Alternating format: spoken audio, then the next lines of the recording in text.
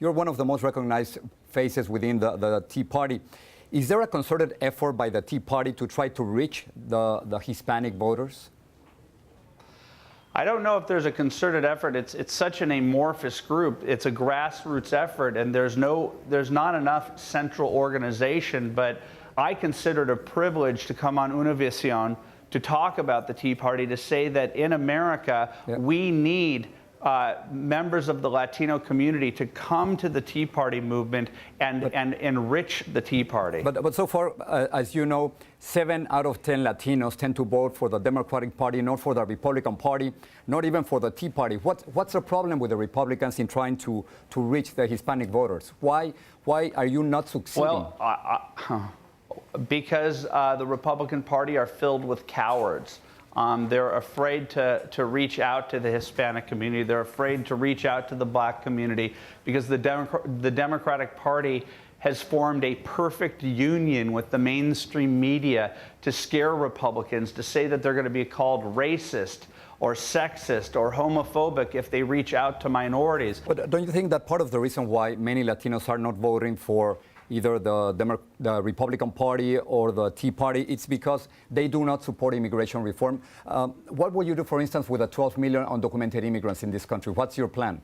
Yeah, I would say that there are probably more than that in the United States. This has been a huge problem for a very long period of time that we have, that Mexico's economy and Mexico's socialist orientation makes it so that people want to come to the United States in such numbers. I wish that we could figure out a way to do this in a legal fashion, because I believe in the Latino culture. It is a culture of life, family, and beauty. But that does not mean that I'm against breaking. That does not mean that I support the breaking of the law. Let me ask you about the 14th Amendment. As you know, there are many Republicans, many people in the Tea Party who support changing the 14th Amendment so many children of undocumented immigrants would not automatically become U.S. citizens. What's your take on this?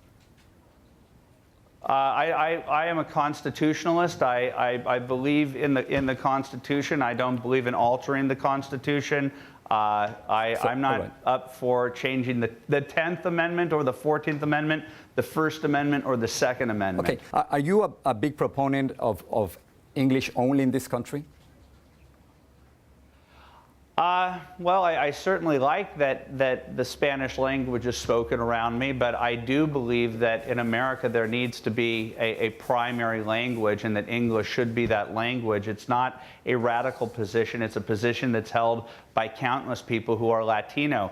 I think that when people come here, they benefit greatly. I think that when you sequester yourself, when you put yourself into another area where you can't be part of the main traditional culture, you're limiting your possibilities in the United States. And I think that's one of the problems. What's wrong with being bilingual? And what's wrong with being bilingual? There's no problem with being, but there's nothing wrong with being bilingual. To say English only does not mean that I took Spanish in high school. It wasn't because it was a requirement. It was because in America, we believe in free choices. And if you want to take a second language, that's perfectly fine. But I'm telling you, one limits oneself in this country. If you come as a legal immigrant to this country and you choose to only speak your language, whether it be Polish or Russian, like many of my own relatives came here. If you speak only Russian and Polish, you're limiting your opportunities in the United States. The country is based upon a firm principle